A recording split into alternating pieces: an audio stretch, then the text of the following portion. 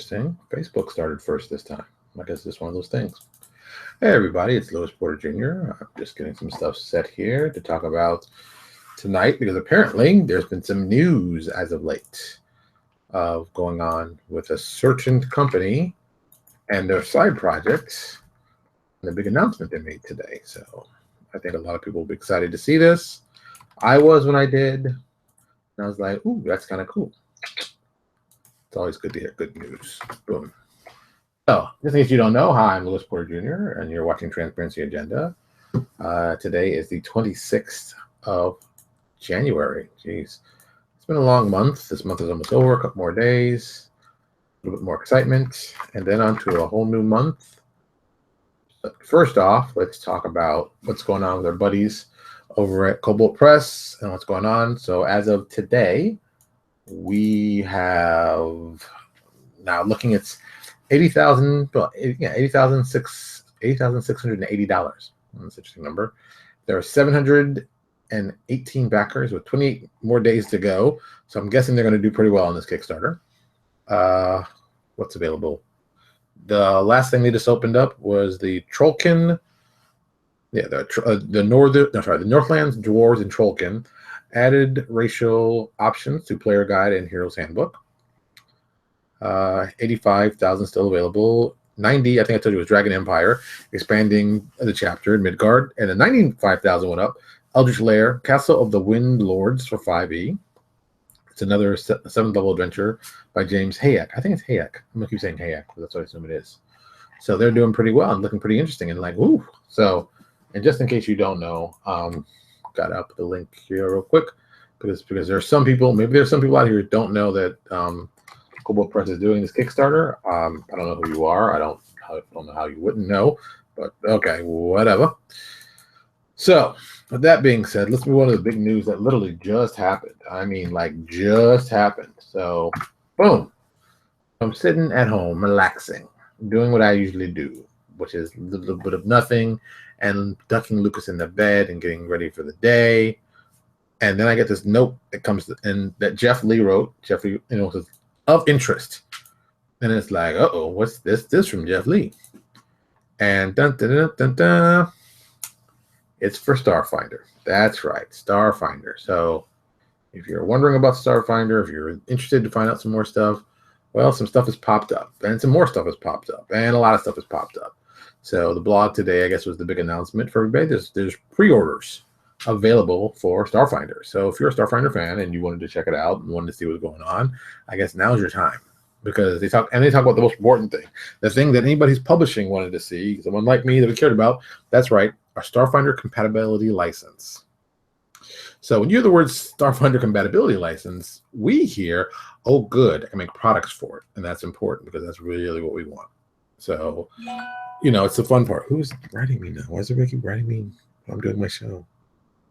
Like, people don't know I do a show or something. It's crazy. It's crazy. I think they don't even know. So yeah. So this is, So I've got to put an application in, do some fun stuff. The typical things that happen, which is, that's what you do.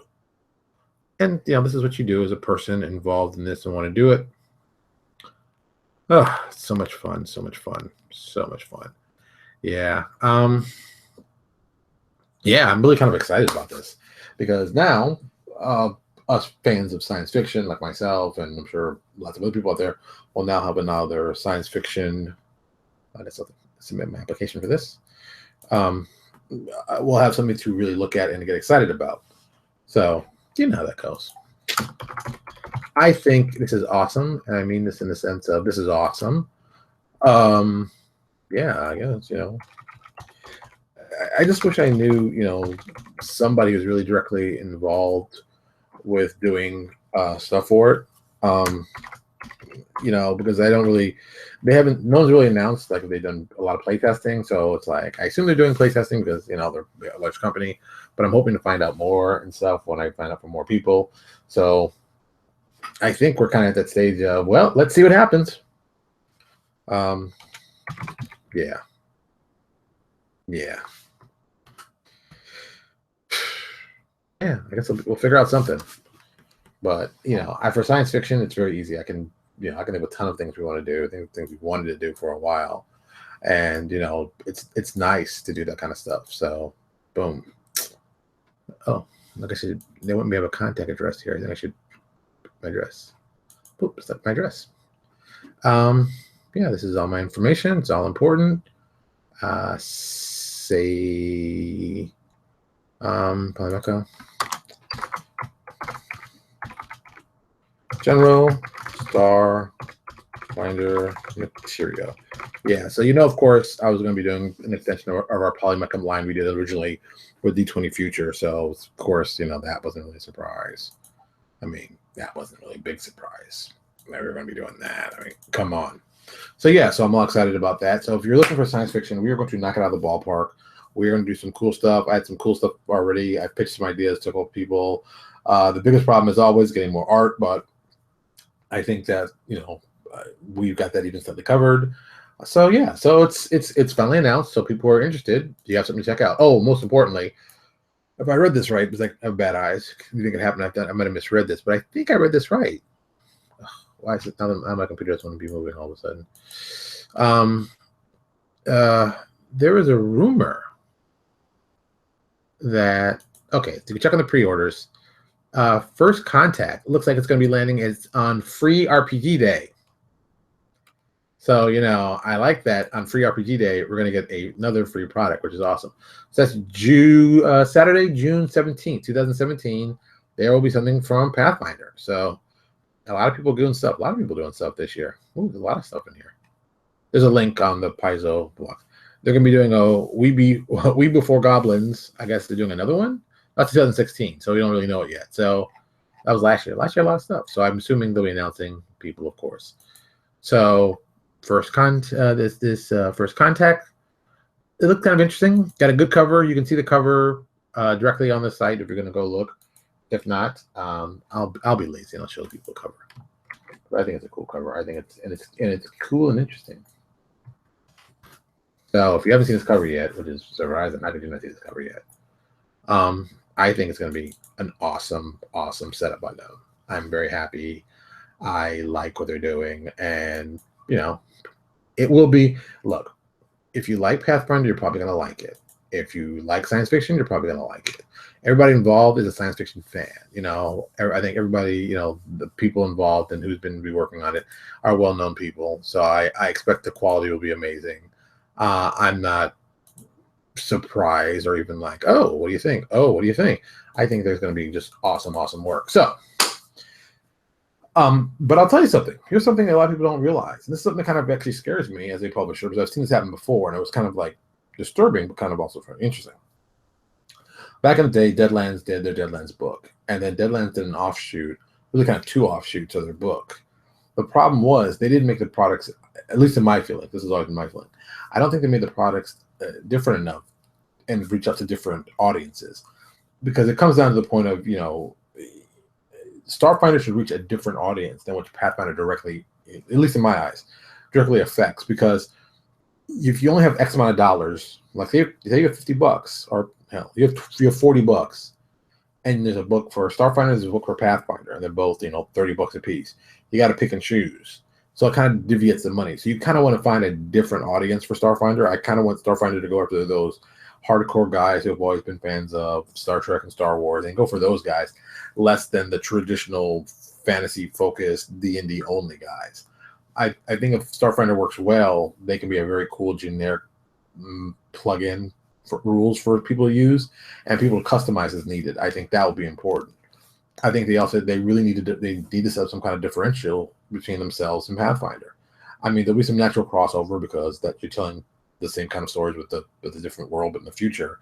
But it can't really go for the same market because that could be a problem. That's something I noticed with Deadlands. That happened to Deadlands. I mean, they did 3 other spinoffs that I think I always said I think that helped kill the brand of them because you wanted guys to play post-apocalyptic, which was cool, but it was kind of getting the same players. And then they did The Lost Colony, which is their science fiction one. It was kind of still the same people. So there wasn't enough diversity in there to get more people to come. Because really, people play fantasy. Well, most likely play science fiction too, but I don't want it to be like a 90% of people coming over. You want it to be like 20-25%. And then there's a whole new group of people over here that are watching and doing and enjoying something different. That, to me, would be a great long-term project for them. It'd be a smart project for them to do it. And it may not be in their plans. They may want to just be like, oh, we're going to move our people over. But I think, personally, I think it's a better long-term plan. But for someone like me, having rules for science fiction only opens the door to cool sci-fi.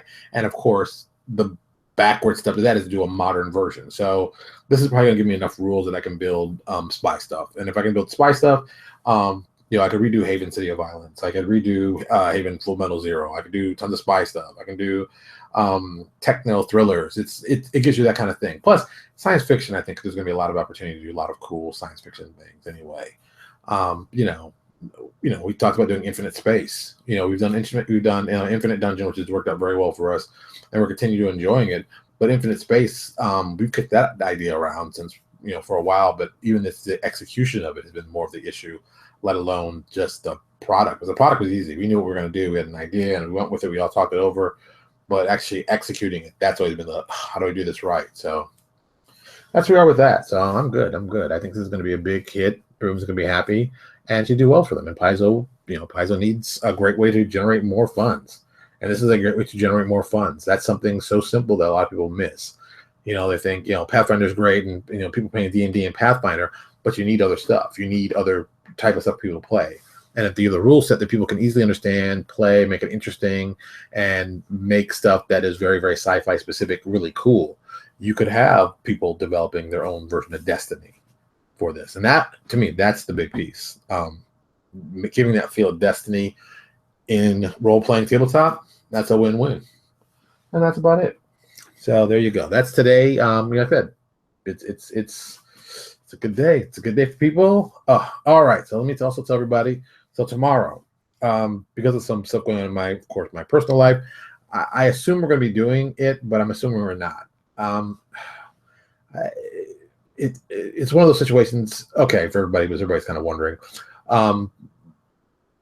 It's kind of personal. It's nothing about me. It's about Lucas. It's nothing major. Don't worry. But we are going to be going to the hospital. Have to check on his eyes. He's always had eye issues. Everybody knows. So we're going to see what's going on there. It's nothing major, but it's enough to. It's going to take all day because we have to, put him under anesthesia. Got to check on his eyes.